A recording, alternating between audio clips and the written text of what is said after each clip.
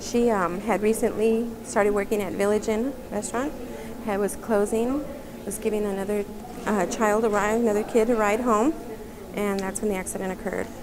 There was a driver that hit her going 50 miles an hour. She was T-boned in the driver's seat.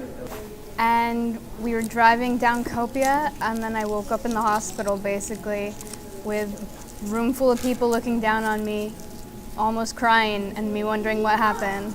My stomach had punctured my diaphragm and ended up in my chest cavity, that my pelvis had fractured and had punctured my bladder, as well as my stomach.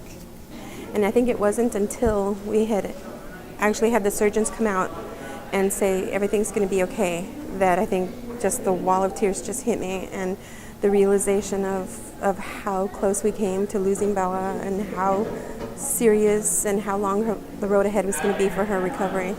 Well, actually the principal of El Paso High called me, and she said she had heard about Bella's accident, and she said not to worry. Several of the teachers got together with the principal and made it happen, and they said, we're going to come to her. So graduation night, we're going to take care of the high school, and from there we're just going to jump in our cars and head on down to her. So I realized it was going to be after visiting hours, so that's when I informed the charge nurse, Arturo, that if I needed to get permission for the school to come down here. And that's when he said, you know what, let me talk to some people. And that's when we found out that the hospital was going to make some space available for us and was going to give us enough space where she could have friends and relatives over and accommodate the school to have a private ceremony.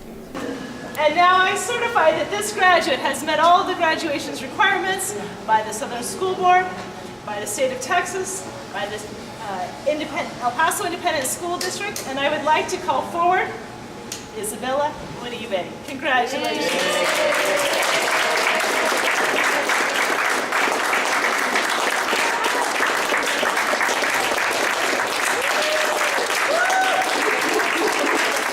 Just so happy to be alive.